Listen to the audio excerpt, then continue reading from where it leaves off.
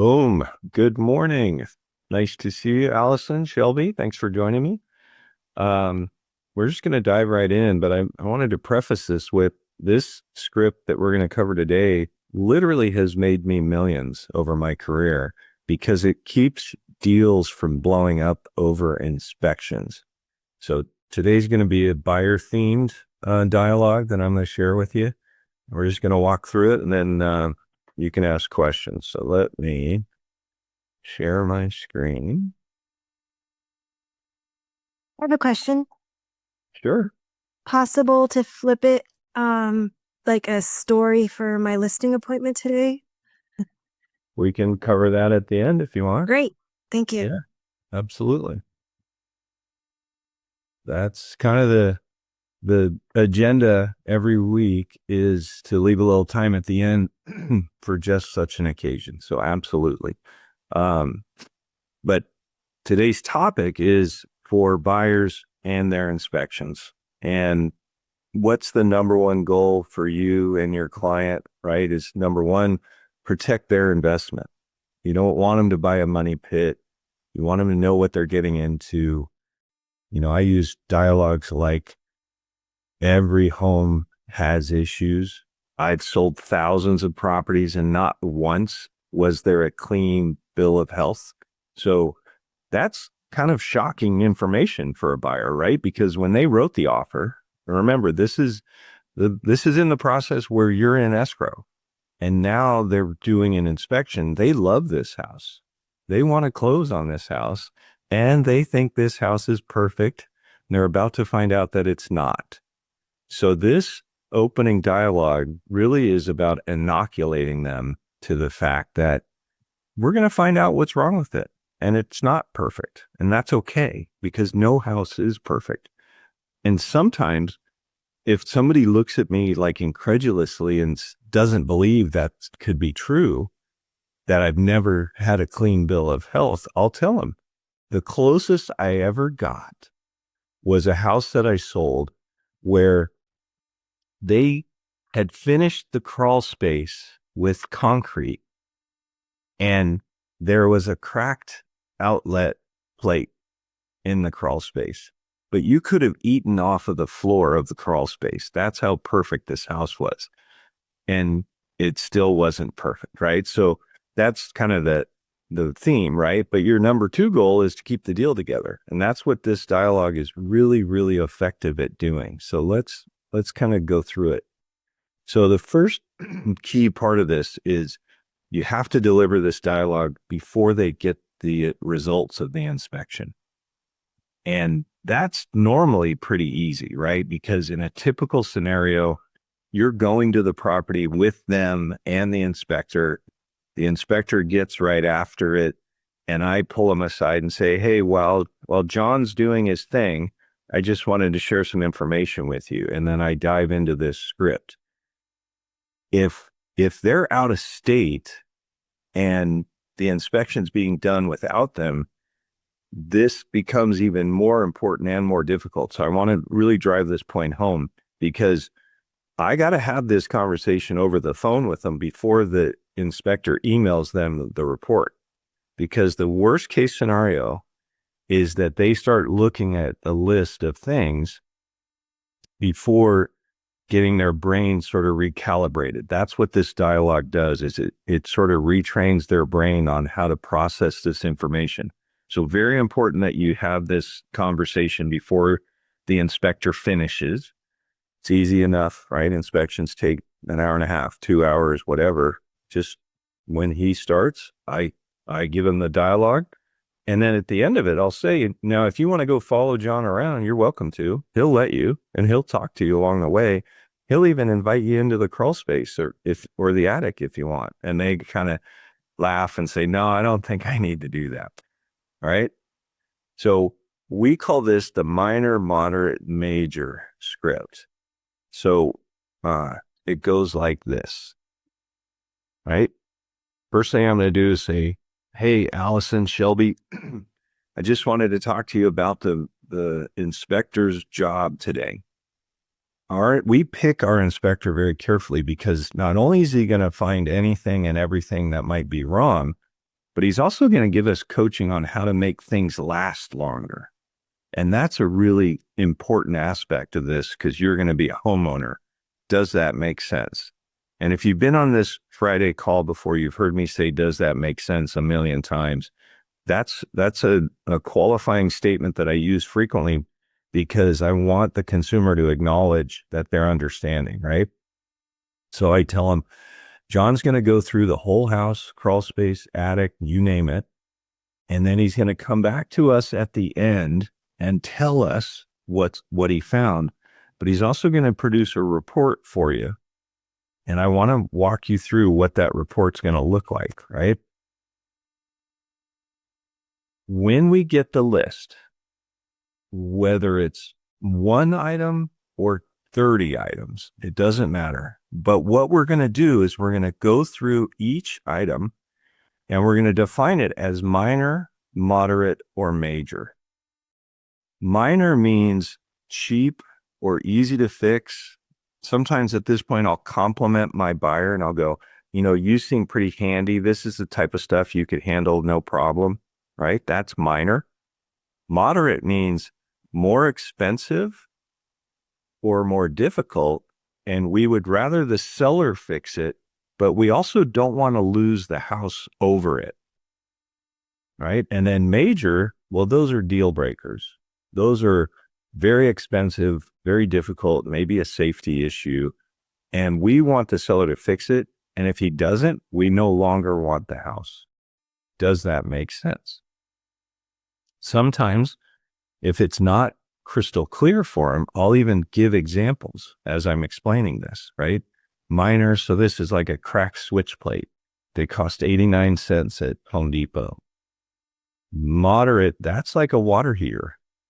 A failed water heater could cost you between $1,000 and $1,500, but do you really want to lose a $700,000 house over a $1,000 item, right? Major, that's foundations, roofs, septic systems, things like that, right? So I walk them through the categories. Now, think about this. I just gave you 3 categories. And did you notice that 2 of the 3, we're not losing this house over? I've gotten the consumer to already admit that the moderate stuff, we would like the seller to fix, but we don't want to lose the house over it, right? So 67% of that list, they're going to be accepting of already. That's the power of the dialogue, right? Then I tell them, then what we're going to do is when we get the list, we're going to go item by item. We're going to classify them as minor, moderate, or major and figure out what we're dealing with, right? That allows us to then start designing a negotiating strategy to help you get the major items, if there are any. And we sprinkle in a few minor and moderate things so that if we have to, we can let those go in order to get the major thing done, right? And the whole time they're nodding because they're understanding. Does that make sense to you guys on this call? Right? And yes, Allison, absolutely. Brand new construction. Sometimes I use my own example. If somebody is just not buying it, there are times where buyers are like, no, but this house is perfect. And I'll go, you know what? It is a great house, but I'm willing to bet it's not perfect. Let me give you an example. I bought my own house. And when I bought my house, it was the model home for a builder in a new development. So they made it as perfect as they possibly could. Does that make sense? Yeah. Okay. Then we closed in October. We had the Laine family Christmas at our new house. And we used the powder room more than usual. And it overflowed. And you know why it overflowed? They go, no. I go, well, when you're building a new house and you want to test the plumbing for leaks, they cap it and they pressurize it with air to see if there's any leaks. Well, the subcontractor for my house, instead of pulling the cap out with pliers, he jammed it in and pushed it into the sewer line and partially obstructed the sewer line. That technically, in construction terms, makes him an absolute jackass. That's the medical term, right? But we had a sewage problem on, Christmas. I mean, it's incredible. My point is, it doesn't matter how perfect the house seems. There's a lot of stuff you may not see or recognize, and that's the inspector's job, right? And they go, okay, yeah. Then we get the results, right? And as we start going through them, it's helpful for you guys. Hopefully you have some knowledge of this. I used to be a general contractor, so I can quantify that item is about 10 grand, that item's 4, that item's 2,500, whatever. If you don't have that, get a partner on your team, right? Align with a contractor that can give you ballpark numbers for these things, because that'll help the consumer identify which is important to them. Right? Thing will advance. So what this does, when you have an inspection report with 29 items, it's easy for a buyer to just look at the list and go, God damn, that is a huge list. This thing's a money pit, right? But when we force them to go through item by item, and they realize that out of those 30 things, there's only one thing that's a major and the rest are minor or moderate. It prevents their brain from just looking at it from a macro view and going, God damn, that's a lot of stuff, right? It's super powerful for that.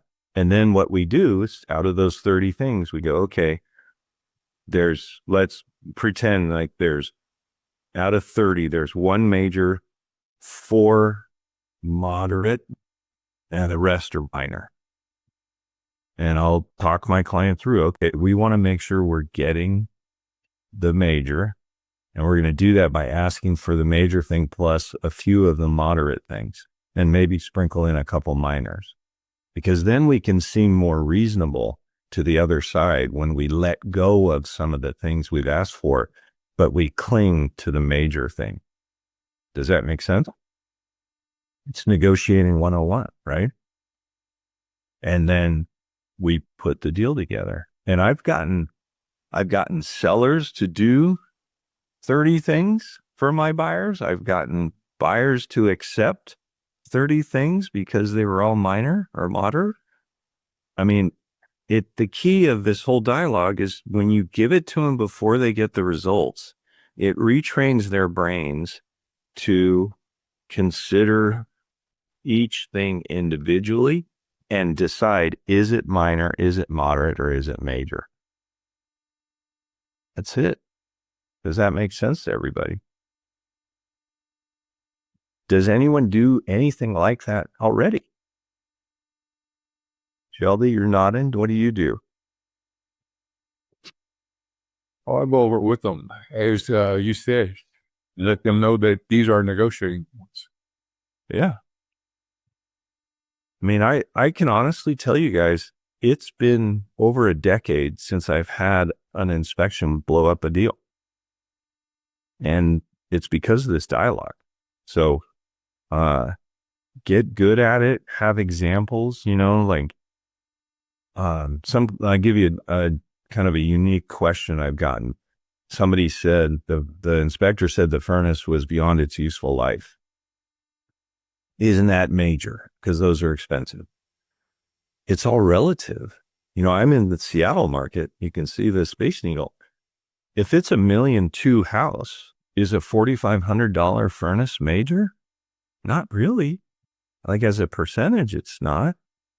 But if it's major to you, that's all that matters. So let's go get you one.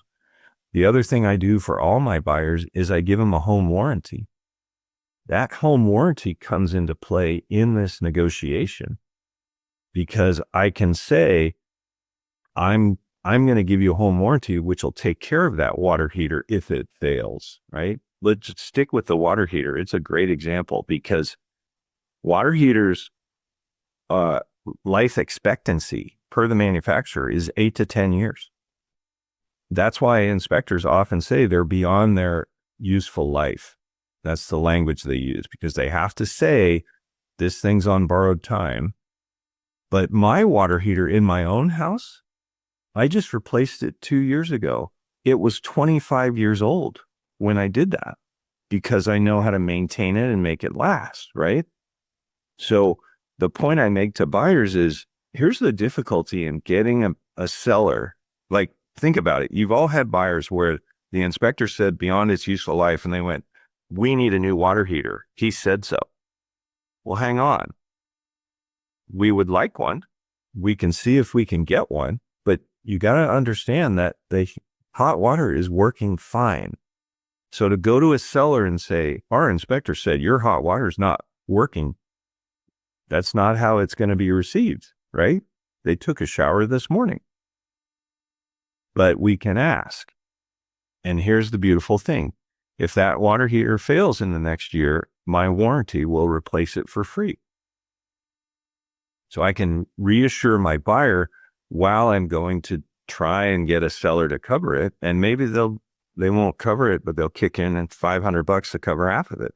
That's a win, right? Between my warranty and the $500, the buyer's typically going to be, hey, that's better than nothing, right? So consider warranties. They can help you on the listing side too. I had this one's actually a weird one because it was a flip. My client was a contractor and he flipped this house and it had a pool, which in Seattle is uncommon. Pools are not a big thing up here, but this one had a pool. They did an inspection. It literally had 29 things in it. That's why that number sticks in my head. It's because of that house.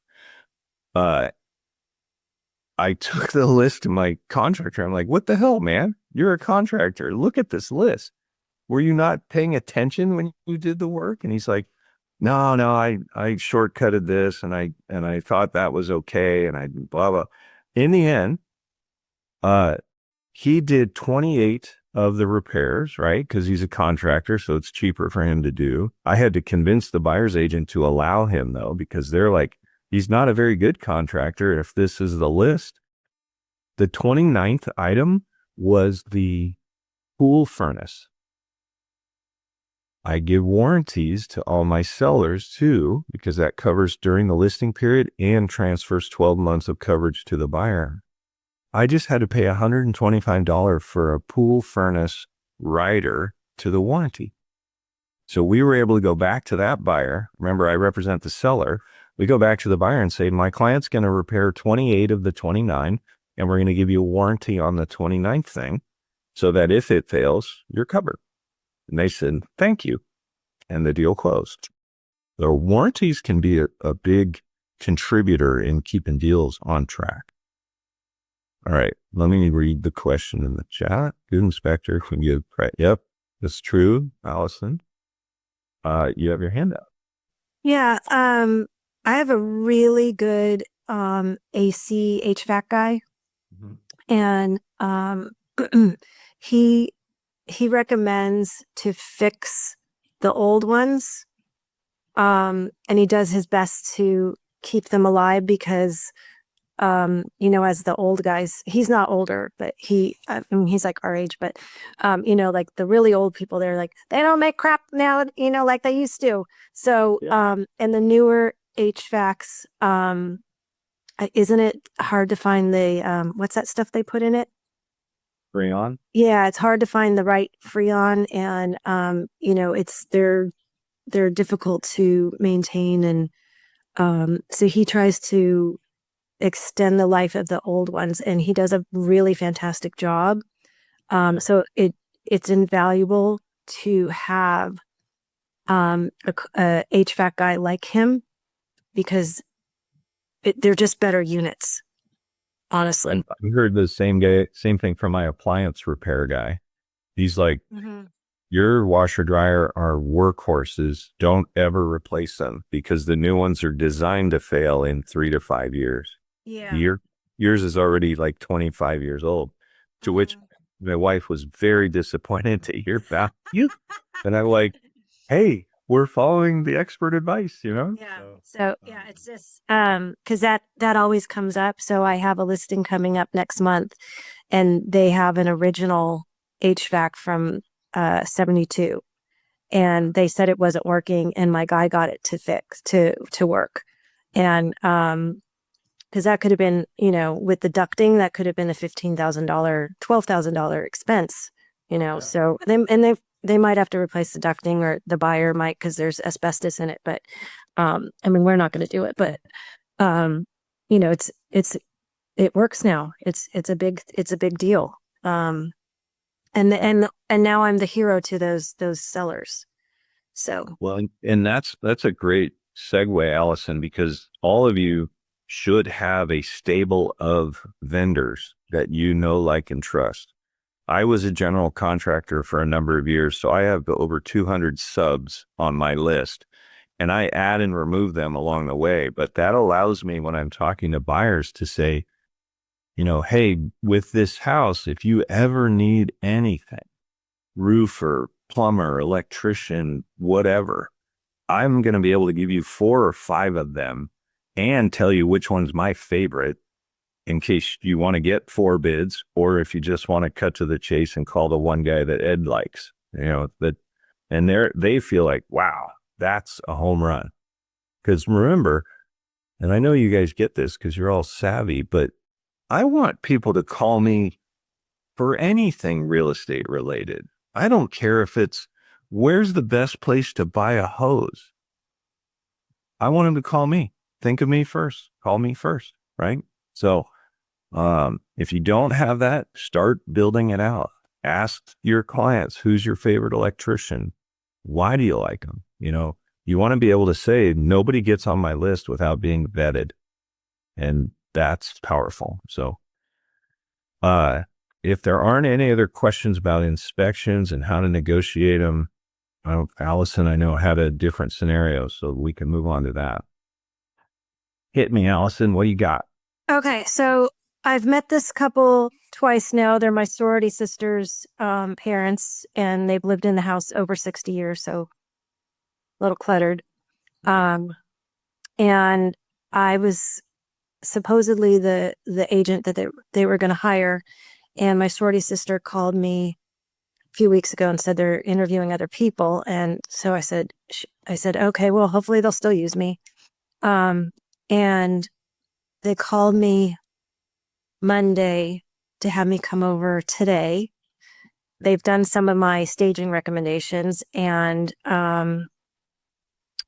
they want to see what else they need to do. So I'm definitely going to recommend a home inspection. I'm going to do my best. I went over some scripting with Jesse yesterday on how to get them, because they're not listing till June. They're moving into a retirement home. And so I'm going to do my best to get them to sign a agreement today. Yeah.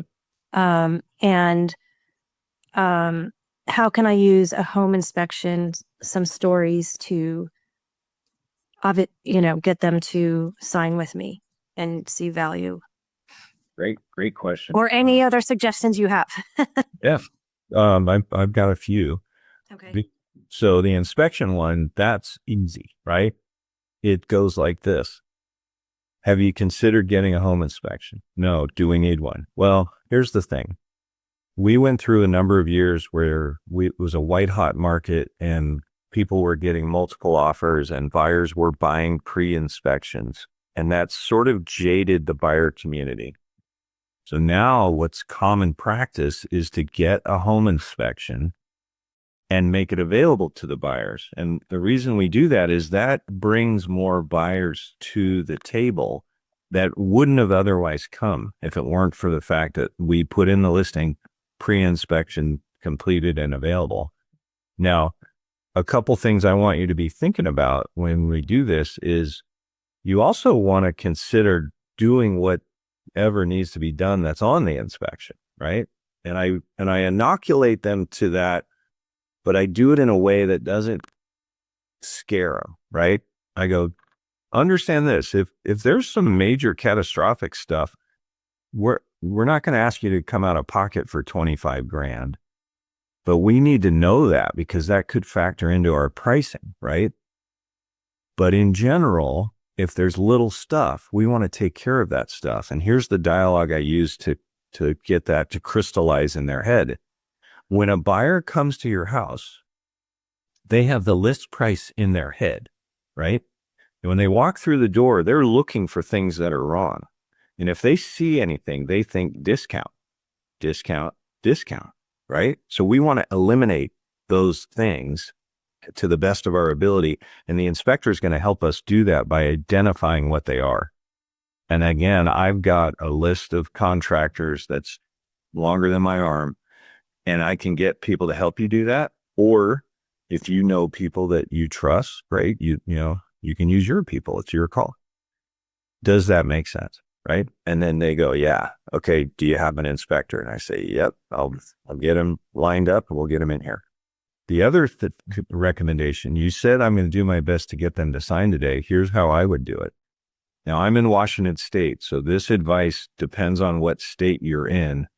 But with the NAR settlement, there's been new laws in many states and new MLS rules in other states. So you're in California, Allison. Do you have a law or a rule that says they have to hire you before you can do brokerage services? Oh, I have to check. It's a really important thing to know about your state. Noble, Sam, I'm not sure where you guys are located, but here in Washington, this is what the dialogue sounds like, and it is absolute gold. I have gotten listing agreements signed over the phone after a 15-minute conversation only because of this dialogue. So pay attention. It sounds like this. Hey, let's pretend Allison called me. She's a Google lead or whatever lead. She said that my parents died. I got to sell their house. I'll go, great. I specialize in Ventura County. I'm happy to help. I don't know if you've been following the NAR settlement issue or not, but here in Washington State, they passed a law called Senate Bill 5191. And I cite the bill by name because that increases my credibility in their mind, right? And that law says that I'm not allowed to provide you brokerage services. And if I'm face to face, I'll do air quotes because they don't know what the definition of that is. Brokerage services without you first hiring me. And I know that can be troubling because we've only just met. So here's what we do on my team to make you more comfortable. I'm going to give you a cancellation agreement as well so that you know that you can also fire me at any time. And here's the beautiful thing. I created this one-page cancellation agreement that is easy to read, easy to understand, and completely unnecessary. Because in my state, the listing agreement is unilaterally cancelable anyway by law, which means either party could fire the other party. But instead of pointing that out, I say, here's the crazy thing. Our listing agreement doesn't have any termination language. And I don't think that's right. I work for you. You should be able to fire me, right? So what I do instead is I give you that cancellation agreement right up front. And they go, oh, I was just in a $2 million house yesterday. Had that conversation, emailed her the paperwork this morning. I have two questions. Go for it. Well, three. Can I have that cancellation agreement so I can please? Yeah. Plagiarize. And what was I can call up the California broker and find out if we have that same law, and then and they'll know if it's an MLS rule or a state law or whatever. Oh, I know what the next question was. Oh, sorry. Do you take the listing as of today, or would I take it for June? So in our MLS, the listing agreement says the listing has to go live in 30 days and no longer. Get exclude. But I'm going to sign it today because of the mental commitment in their head that creates. And then before we go live, I'll tell them, hey, my QC department wants me to refresh the listing agreement. I'm sending you another one that's got new dates on it. And then go, okay. Okay. And you just exclude it from the MLS. Sign it twice and just toss the first one because it's too old. If that's what your requirements are. I can ask the broker. Yes, you can ask the broker. Hey, Carly, California law requires that you must have the listing agreement before provide you any services. there you go. Oh, thanks, Sam. That's what we're talking about. Do you have the bill number? If you have any questions, just call your MLS. They will tell you. Oh, Don't need a number or anything. That's a law. thank you. You're in California? Yes, I'm in San Jose. Okay, thank you. I enjoyed chatting with you guys. I have an 8:30 Zoom I got to jump over to, so have a This was awesome. Thank you. Yeah, Thank you. Fred. And Yeah, I'm also in you. San Diego, so yeah, we're all in California. Same law applies to everyone. Thank you. thanks, Okay. Noble. Thank you. you guys have a great day. If you'd like more information or to get connected to the Agent Power Huddle, join our free Facebook group. This call was designed for the agents in our EXP organization, but open to any agent from any brokerage. If you're a guest and you're interested in learning more about EXP or our specific resources within the Agent Collective, reach out to the person who invited you to this call to get more info. Produced by the Agent Collective Media Network.